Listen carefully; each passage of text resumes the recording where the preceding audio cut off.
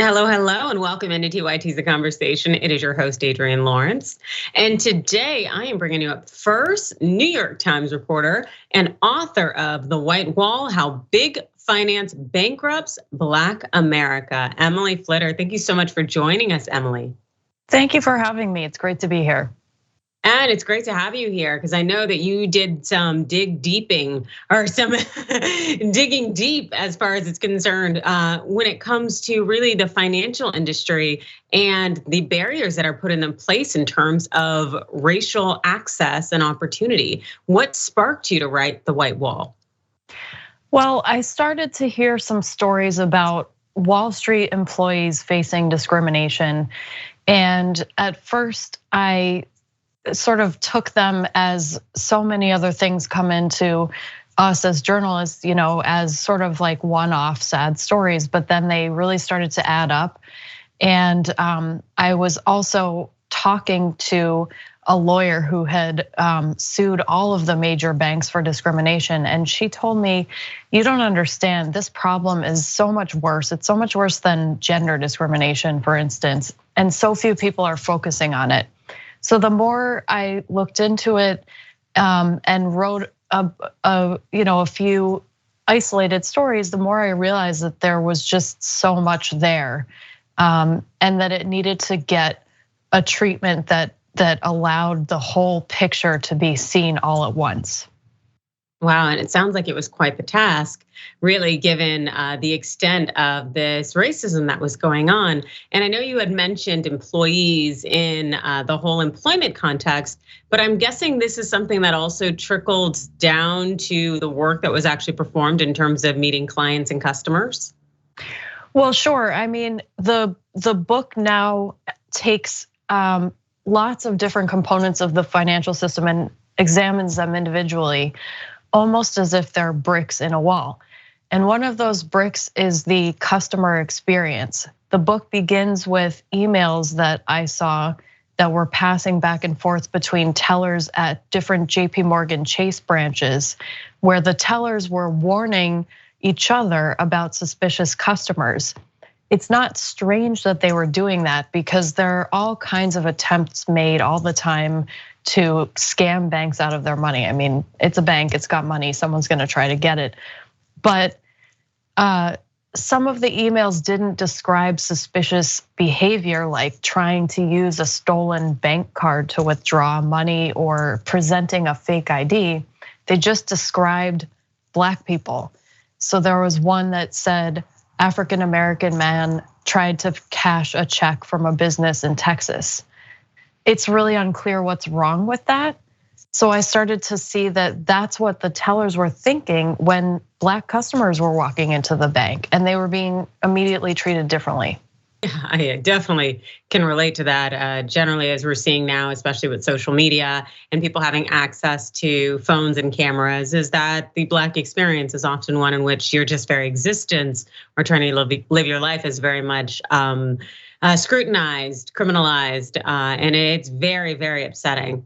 And also, I'm sure to some extent, when it comes to this institutionalized, the structural racism that is going on in these financial institutions, I'm guessing it has a legacy that goes pretty far back, right? There are some ties to slavery here.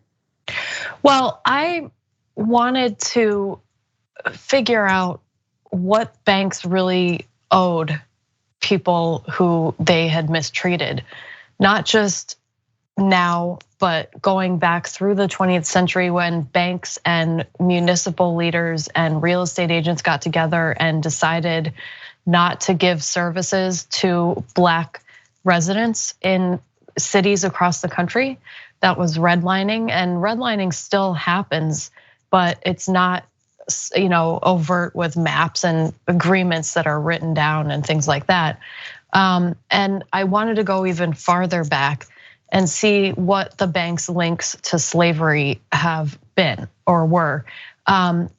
Nicole Hannah-Jones really inspired me to do this with some of her writing in the first few installments of the 1619 Project, which was a New York Times Magazine project that looked at the Black experience starting in 1619 when the first slave ship landed on the US East Coast, or what would become the US East Coast. But where I was also coming from was just the idea that after that, these companies, some of these banks are so old and they've benefited so much from the entire history of basically extracting wealth from the Black community, whether it's by enslaving people or taking their property and their money and not giving them the same services that white people were getting, that I wanted to see where you could start. And so I started to look at the links, and I found, for instance, that Citigroup, which brags a lot about being 200 years old or older, has a hugely important founding figure named Moses Taylor, who made all of his money that he then used to govern Citi and potentially even support Citi through a financial crisis in the Cuban sugar trade, which was entirely all of the labor that went into producing Cuban sugar at that time in the 1830s was slave labor, and it was a ghastly situation. And Citi has never acknowledged that publicly. The first time they ever said anything about it was when I asked them about it. I was wondering if you had confronted them and their response. So I guess if you can tell us, how did they respond when you confronted them with it? Well, I wanted to have all of my ducks in a row when I went to them. So I had historical sources. I cited other scholarly works about the history of Citi.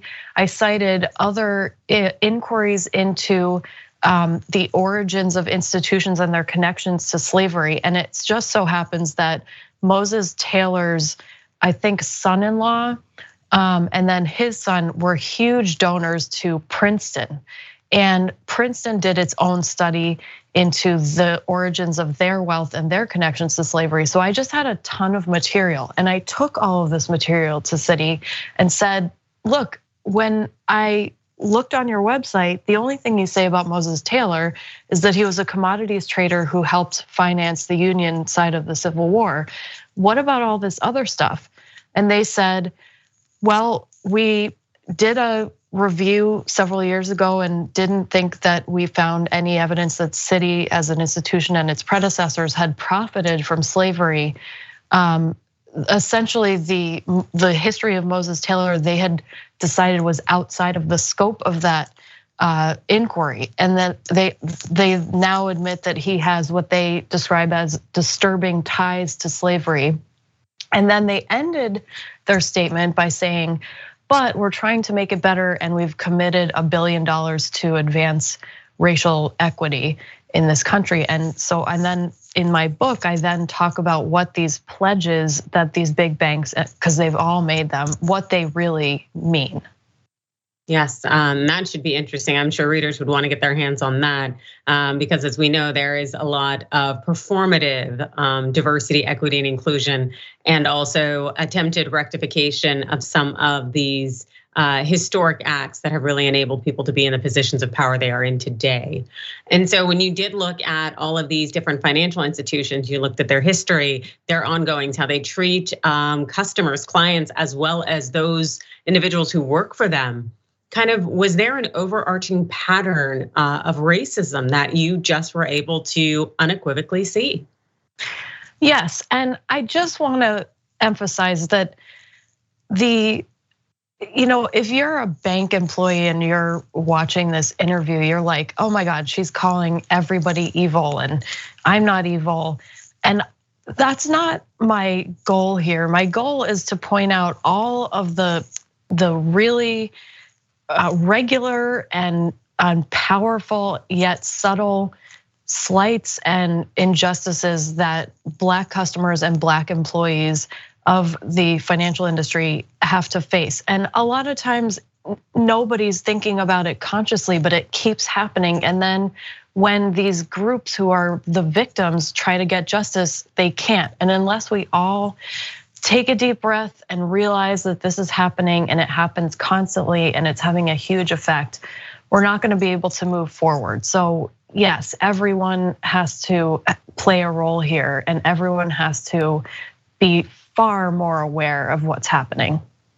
Yeah, and I would imagine that that's extremely important as we have more and more of these conversations about trying to ensure there's some kind of reparations or acknowledgement of the history and past, because as many of us know, it is something that's necessary to even consider healing moving forward. And so when it comes to readers of The White Wall, what do you think they're gonna gain the most?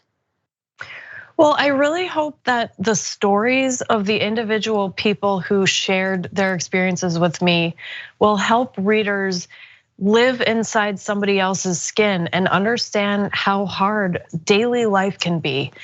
And I hope that that will convince people to be more compassionate, be more open to hearing about other people's experiences, and then think twice before they judge why somebody is doing something. That could be a very powerful thing, orchestrating in some sense that, well, I guess that sense of empathy that is an innate part of the human experience. And so for those out there who would love to get their hands on your book, where can they find it? Bookstores, Amazon, any place that you can buy books, and it's on Audible and Kindle too. So they're all the formats available. I read the Audible book myself. Fantastic. Thank you so much. It's Emily Flitter, New York Times reporter and author of The White Wall: How Big Finance Bankrupts Black America.